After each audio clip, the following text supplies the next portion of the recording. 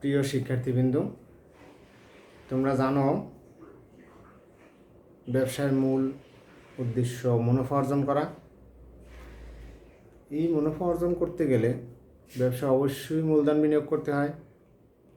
আর বিনিয়োগের ক্ষেত্রে কি পরিমাণ মুনাফা আসবে তার সম্ভাবনা যদি যাচাই করা না যায়, সেক্ষেত্রে উদ্দেশ্য ব্যর্থ হয়। তাই কোনো ব্যক্তি যদি তার বিনিয়োগ থেকে ভবিষ্যতে কী পরিমাণ অর্থ পাওয়া যাবে তা যাচাই করতে চায়, সেক্ষেত্রে অর্থায়নের দুই একটি পদ্ধতি ব্যবহার করে তা যাচাই করা সম্ভব। প্রিয় শিক্ষার্থীবৃন্দ, আজ আমি তোমাদের কাছে ক্লাস নিয়ে আসছি নবম দশম শ্রেণীর ফিনান্স ও ব্যাংকিং বিষয়ে অর্থের সময় মূল্য।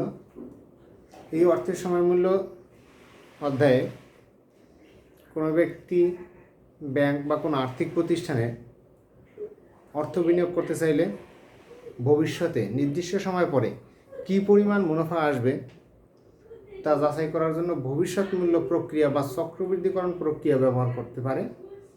আজ তোমাদের সাথে এমনই একটা অঙ্ক নিয়ে আসছি, কীভাবে ভবিষ্যৎ মূল্য নির্ণয় করা যায়, একাধিক চক্রবৃদ্ধির মাধ্যমে কীভাবে করা যায় অথবা বার্ষিক চক্রবৃদ্ধির মাধ্যমে করা যায়।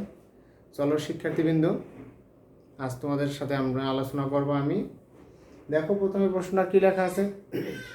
জনাব সুমন একজন ধনী কৃষক। তিনি ধান বিক্রি করে 60,000 টাকা পান। উক্ত টাকা তিনি সোনালী ব্যাংকে 11% সুদে জমা রাখেন। নির্দিষ্ট সময় পর তিনি কিছু টাকা জমার আশা করছেন, যা দিয়ে তিনি বাড়ির সামনে 1 খণ্ড জমি ক্রয় করবেন। শিক্ষার্থীবৃন্দ, তোমরা জানো একটা সৃজনশীল প্রশ্ন 4টে অংশ হয়, 4টা প্রশ্ন হয় সৃজনশীলের, ক, খ, গ, ঘ। আমি শুধু গ এবং ঘ প্রশ্ন সাজিয়েছি কারণ এখানে অঙ্ক আছে, আমি লিখিত প্রশ্ন সাজাইনি। দেখো, গ নাম্বার কী চেয়েছেন। 5 বছর পর সুমনের ব্যাংকে হিসাবে মোট কত টাকা জমা হবে। তোমরা প্রশ্নের মধ্যে বুঝতে পারছো 5 বছর পর অবশ্যই ভবিষ্যৎ সময়। আর ভবিষ্যৎ সময়ের কোনো অর্থ নির্ণয় করতে হলে আমাদেরকে ভবিষ্যৎ মূল্য নির্ণয় করতে হয়।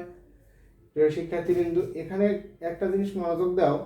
ওনারা বলছে 5 বছর পর সুমনের ব্যাংক হিসাবে মোট কত টাকা জমা হবে।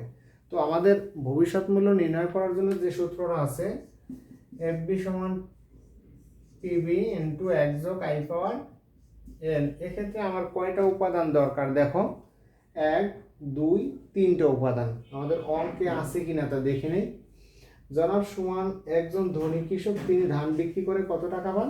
60,000 টাকা। দিস ইজ প্রেজেন্ট ভ্যালু বা বর্তমান মূল্য। উক্ত টাকা তিনি 11% সুদে জমা দেন। সুদের হার মানে আই, ইন্টারেস্ট রেট। এবং সময়টা আছে আমার প্রশ্নের ভিতরে 5 বছর। তাহলে আমি 3টে উপাদান পেয়েছি। এখন অঙ্ক কীভাবে সাজিয়ে করতে পারি দেখো শিক্ষার্থী বন্ধুরা। এক্ষেত্রে গ নাম্বার দিয়ে আমরা লিখব, প্রথমে লিখব আমরা জানি, অথবা আমরা অন্য সিস্টেমে করে নেই। এখানে লিখতে পারি দেওয়া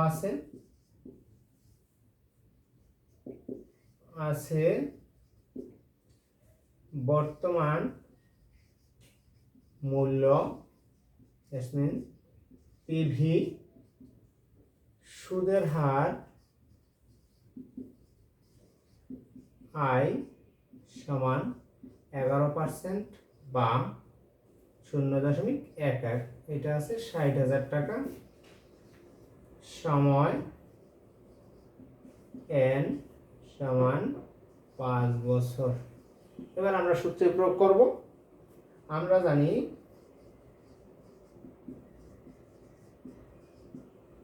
ভবিষ্যৎ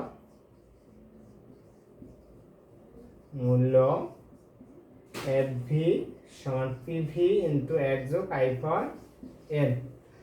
প্রিয় শিক্ষার্থীবৃন্দু, তোমরা দেখে থাকবো, হয়তো অন্য কেউ পড়াতে পারে। এখানে সংক্ষেপ লিখে অর্থাৎ শুধু এফবি লিখে অঙ্ক করবে না, তোমরা অঙ্ক পূর্ণাঙ্গ করবে। অর্থাৎ ভবিষ্যৎ মূল্য বা বর্তমান মূল্য নির্ণয় করতে গিয়ে যে শব্দটা ফুল মিনিং বাংলা অর্থ এটা লিখে নিবি, তাহলে অঙ্ক দেখতে সুন্দর হয়। এবার শিক্ষার্থীবৃন্দ আমরা মান বসিয়ে নেই। পিবি দেওয়া আছে 60,000 টাকা, 1 যোগ আই এর মান দেওয়া আছে 0.11 এবং এন এর মান 5। শিক্ষার্থীবৃন্দ এই অঙ্কগুলো খুব সংক্ষেপেও করা যায়, আবার একটু বর্ধিত করে করা যায়। তো অঙ্ক মানসম্মত হওয়ার জন্য একটু বাড়িয়ে নিতে হবে, যেহেতু 3 মার্ক বা 4 মার্কের একটা অঙ্ক, সেহেতু একটু বড় করে নিতে হবে।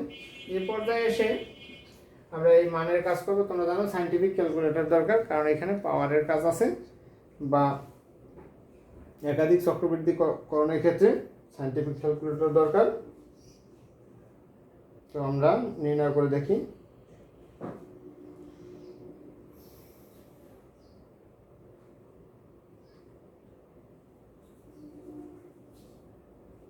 শিক্ষার্থীবৃন্দ আমরা প্রথমে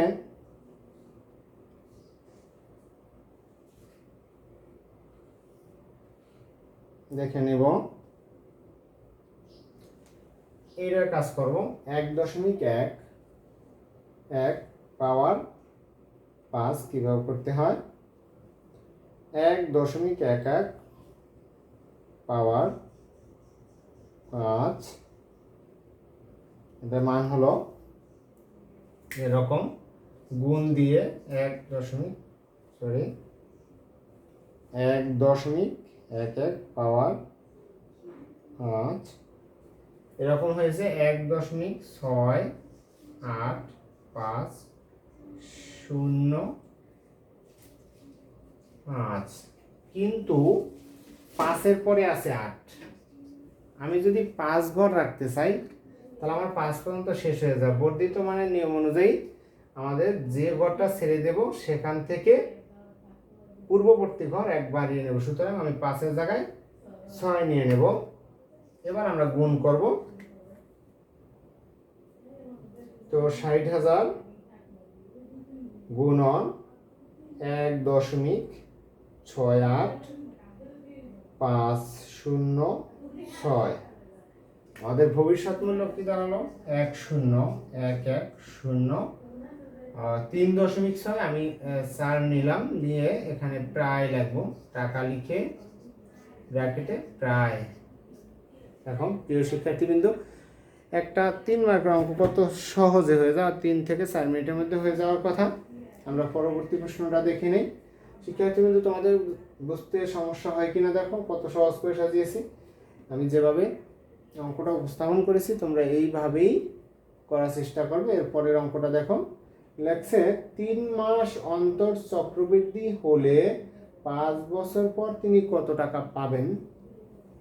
প্রিয় শিক্ষার্থীবৃন্দ আমি এখন যে ভবিষ্যৎ মূল্য নির্ণয় করেছি এখানে চক্রবৃদ্ধি ছিল। আমি চক্রবৃদ্ধি কি বলেছিলাম পূর্বের ক্লাসগুলোতে, যে সুদ আসলের উপরে যে সুদ হয় তাকে চক্রবৃদ্ধি সুদ বলে। এভাবে চক্রবৃদ্ধিকরণের মাধ্যমে ভবিষ্যৎ মূল্য নির্ণয় করা হয়। এক্ষেত্রে দেখো 5 বছরে সুদ গণনা হয়েছে শুধু 5 বার, অর্থাৎ বছরে একবার, তার মানে সুদ গণনা বার্ষিক করেছি।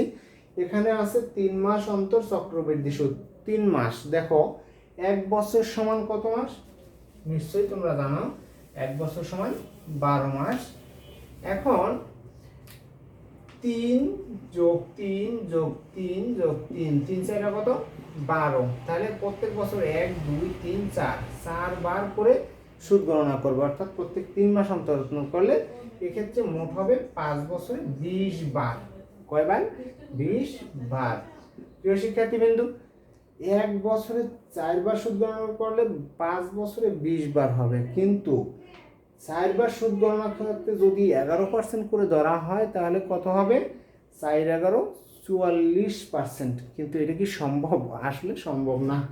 এই 11%কে কি করা হয়, আবার 4 দিয়ে ভাগ করা হয় 11কে। এভাবে ভাগ করে করে তারপরে ছোট করে, অর্থাৎ সুদের হার কমিয়ে প্রত্যেক বছর ভিন্ন ভিন্ন সময় সুদ প্রদান করা হয়। তো আমরা দেখব একাধিক চক্রবৃদ্ধিকরণের ক্ষেত্রে কিভাবে অঙ্ক করতে হয়। এখানে চক্রবৃদ্ধি বৃদ্ধির সংখ্যা m দ্বারা প্রকাশ করা হয় সমান 4 বার। এবার আমরা অঙ্কটা সাজিয়ে নেই।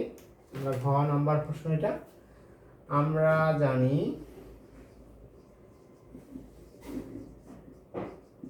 ভবিষ্যৎ মূল্য এফভি সমান পিভি ইন্টু 1 যোগ, আমরা আগে বলেছিলাম আই কে ভাগ দেওয়া হয় এম দ্বারা এবং এন কে গুণ দেওয়া হয় এম দ্বারা। এবার আমরা মান বসিয়ে নেব।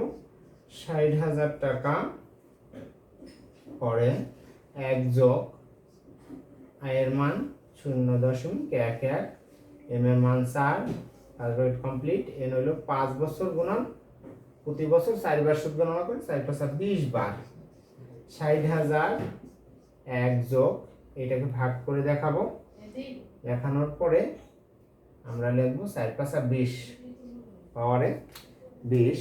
এবার দেখো শিক্ষার্থী কিন্তু ভাগ করলে কি হয়, তোমরা সায়েন্টিফিক ক্যালকুলেটর এক্ষেত্রে ব্যবহার না করে এটা যদি নর্মাল ক্যালকুলেটর ব্যবহার করো তাহলে সঠিক হবে। আর সায়েন্টিফিক করলে একটু জটিলতা আছে, তোমরা একটু খেয়াল করে নিবা যাতে জটিল দিকে না যায়।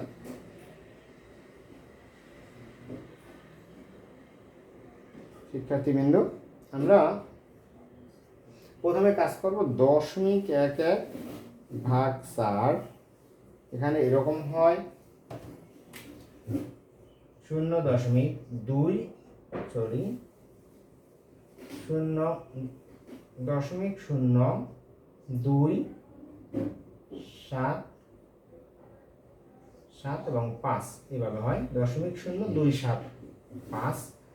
এবার আমরা আরেকটা লাইন করে গুণ করে নেব 1.0275, সরি এগুলো বাংলায় লিখতে হবে 75 2 7 5 পাওয়ার 20। এবার আমরা পাওয়ারে কাজ করব, কিভাবে করি দেখো শিক্ষার্থী, 1.0275 পাওয়ার কত দেওয়া আছে 20।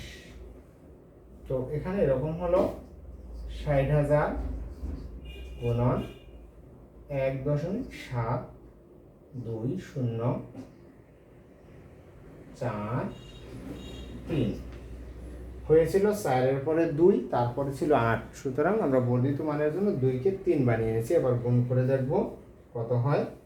60,000 গুণন 1.720443, রেজাল্টটা কি দাঁড়ালো, সরি 60,000 গুণন 1.720443, টাকাটা হয়েছে 1,03,226 টাকা প্রায়।